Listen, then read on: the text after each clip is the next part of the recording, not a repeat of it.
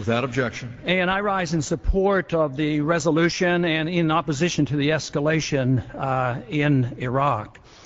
I want to thank the gentleman from North Carolina for his very determined and principled effort to end this ill-advised and dangerous war.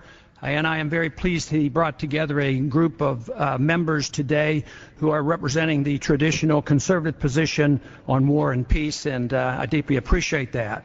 Mr. Speaker, this grand debate is welcomed, but it could be that this is nothing more than a distraction from the dangerous military confrontation approaching with Iran, which is supported by many in leadership on both sides of the aisle. This resolution, unfortunately, does not address the disaster in Iraq. Instead, it appears to oppose the war while at the same time offering no change of the status quo in Iraq. As such, it is not actually a vote against a troop surge. A real vote against the troop surge is a vote against the coming supplemental appropriation, which finances it. I hope all my colleagues who vote against this surge today will vote against the budgetary surge when it really counts, when we vote on the supplemental. The biggest red herring in this debate is the constant innuendo that those who don't support expanding the war are somehow opposing the troops. It's nothing more than a canard to claim that those of us who struggled to prevent the bloodshed and now want it stopped are somehow less patriotic and less concerned about the welfare of our military personnel. Osama bin Laden has expressed sadistic pleasure with our invasion of Iraq and was surprised that we served his interests above and beyond his dreams on how we responded after 9/11 attacks. His pleasure comes from our policy of folly, getting ourselves bogged down in the middle of a religious civil war 7,000 miles from home that is financially bleeding us to death. Total costs now are reasonably estimated to exceed $2 trillion. His recruitment of Islamic extremists has been greatly enhanced by our occupation of Iraq.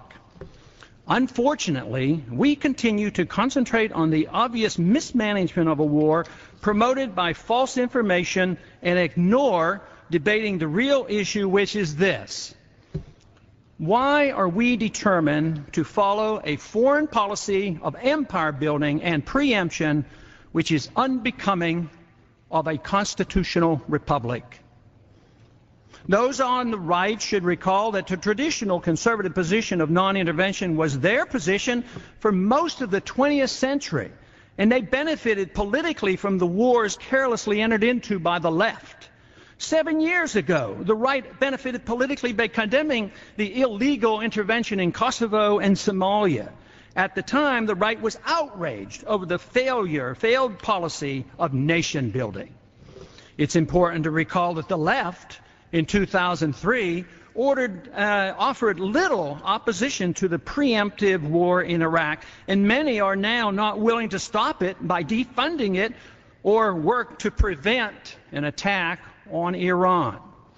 The catch-all phrase, the war on terrorism, in all honesty, has no more meaning than if one wants to wage a war against criminal gangsterism. Terrorism is a tactic. You can't have a war against a tactic. It's deliberately vague and non-definable in order to justify and permit perpetual war anywhere and under any circumstances. Don't forget, the Iraqis and Saddam Hussein had nothing to do with any terrorist attack against us, including that on 9/11. Special interests and the demented philosophy of conquest have driven most wars throughout all of history. Rarely has the cause of liberty, as it was in our own revolution, been the driving force. In recent decades, our policies have been driven by neoconservative empire radicalism, profiteering in the military-industrial complex, misplaced do-good internationalism, mercantilistic notions regarding the need to control natural resources, and blind loyalty to various governments in the Middle East.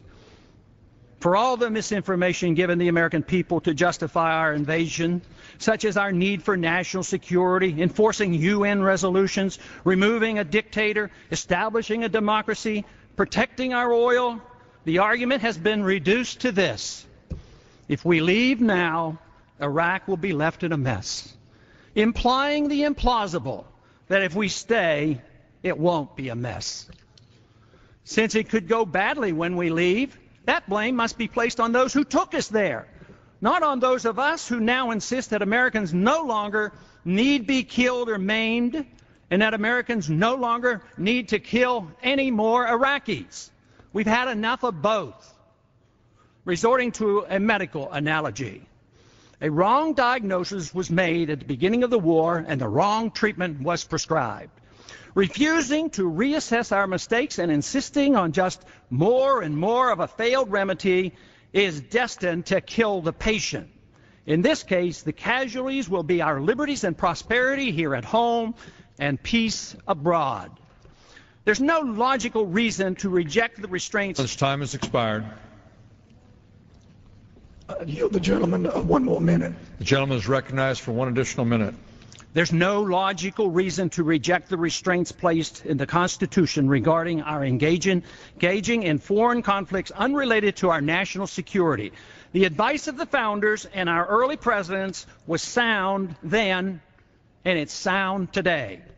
We shouldn't wait until our financial system is completely ruined and we are forced to change our ways. We should do it as quickly as possible and stop the carnage and the financial bleeding that will bring us to our knees and eventually force us to stop that which we should have never started.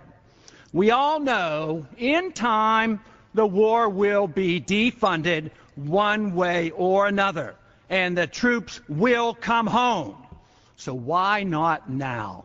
And I yield back my time.